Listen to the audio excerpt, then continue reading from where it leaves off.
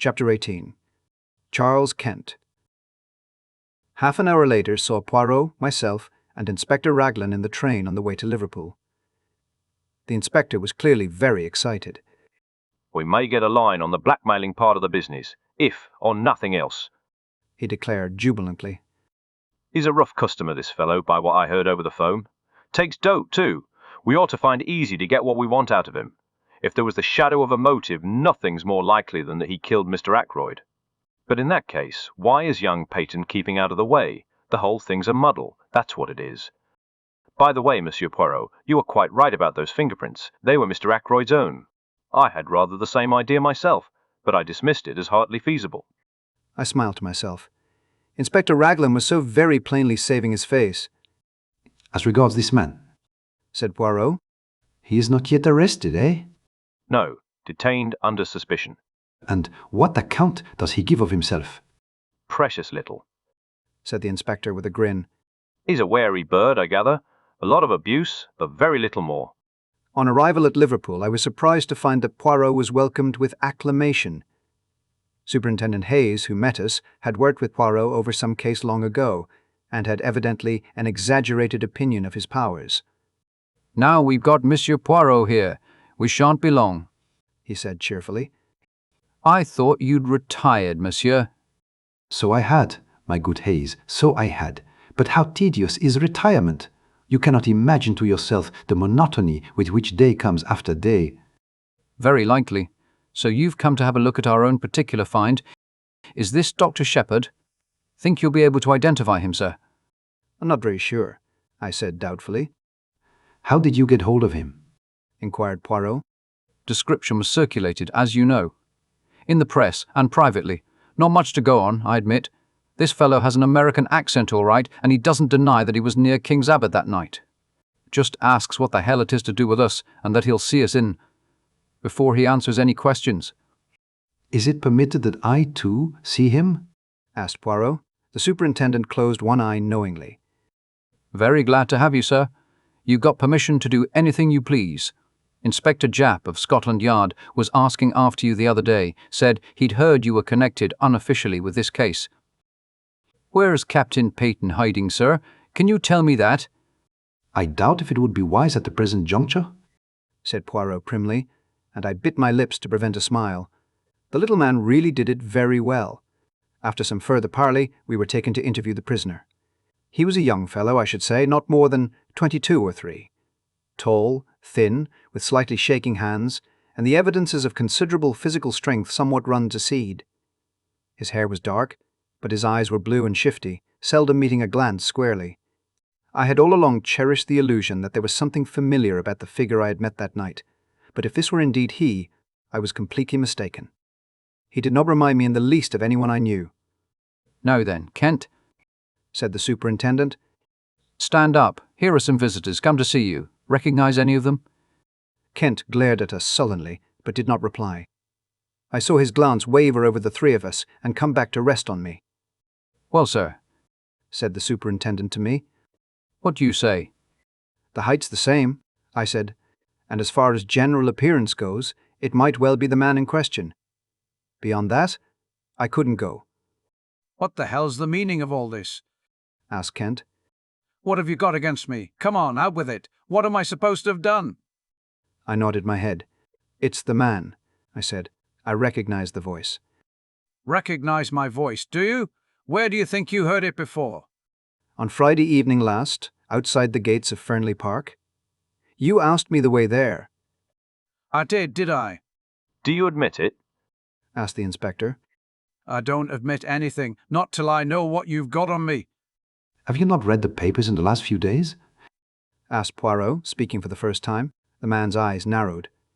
"So that's it, is it? I saw an old gent being croaked at Fernley. Trying to make out I did the job, are you?"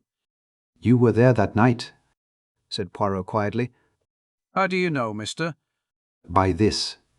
Poirot took something from his pocket and held it out. It was the goose quill we had found in the summer house. At the sight of it, the man's face changed. He half held out his hand. "Snow," said Poirot thoughtfully. "No, my friend, it is empty. It lay where you dropped it in the summer house that night." Charles Kent looked at him uncertainly. You seem to know a hell of a lot about everything, you little foreign cock duck. Perhaps you remember this. The papers say that the old gent was croaked between 10:15 and 10 o'clock. That is so. agreed Poirot. Yes, but is it really so? That's what I'm getting at. This gentleman will tell you, said Poirot. He indicated Inspector Raglan. The latter hesitated, glanced at Superintendent Hayes, then at Poirot, and finally, as though receiving sanction, he said, That's right, between 10:15 and 10 o'clock. Then you've nothing to keep me here for? said Kent. I was away from Fernley Park by 25 minutes past 9. You can ask at the Dog and Whistle. That's a saloon about a mile out of Fernley on the road to Cranchester. I kicked up a bit of a row there, I remember. As near as nothing to 10:15 it was. How about that? Inspector Raglan wrote down something in his notebook. Well? demanded Kent. Inquiries will be made. Said the inspector. If you've spoken the truth, you won't have anything to complain about. What were you doing at Fernley Park, anyway? Went there to meet someone. Who? That's none of your business. You'd better keep a civil tongue in your head, my man. The superintendent warned him. To hell with a civil tongue. I went there on my own business, and that's all there is to it. If I was clear away before the murder was done, that's all that concerns the cops. Your name? It is Charles Kent, said Poirot. Where were you born? The man stared at him. Then he grinned. I'm a full-blown Britisher, all right, he said. Yes, said Poirot meditatively. I think you are. I fancy you were born in Kent. The man stared. Why's that? Because of my name?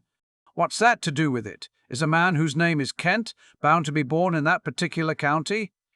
Under certain circumstances, I can imagine he might be. Said Poirot very deliberately. Under certain circumstances, you comprehend? There was so much meaning in his voice as to surprise the two police officers. As for Charles Kent, he flushed a brick red, and for a moment I thought he was going to spring at Poirot.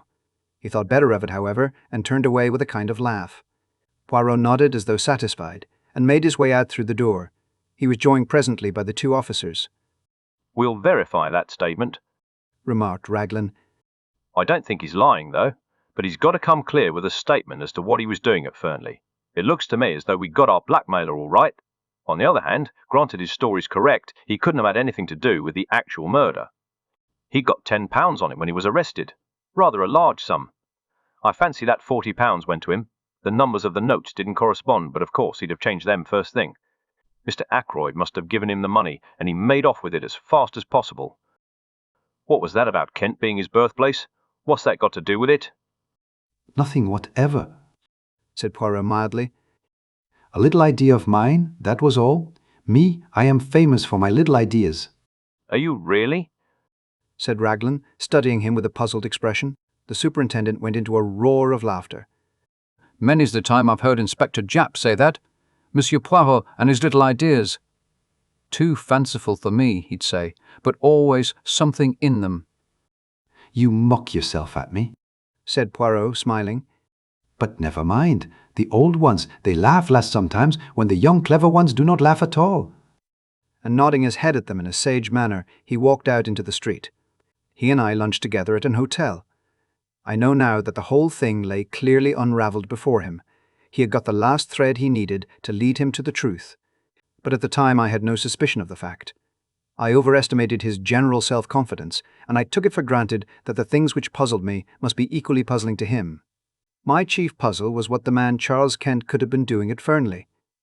Again and again I put the question to myself and could get no satisfactory reply. At last I ventured a tentative query to Poirot. His reply was immediate. Mon ami, I do not think. I know. Really? I said incredulously. Yes, indeed. I suppose now that to you it would not make sense if I said that he went to Fernley that night because he was born in Kent? I stared at him. It certainly doesn't seem to make sense to me, I said dryly. Ah, said Poirot pityingly. Well, no matter. I have still my little idea.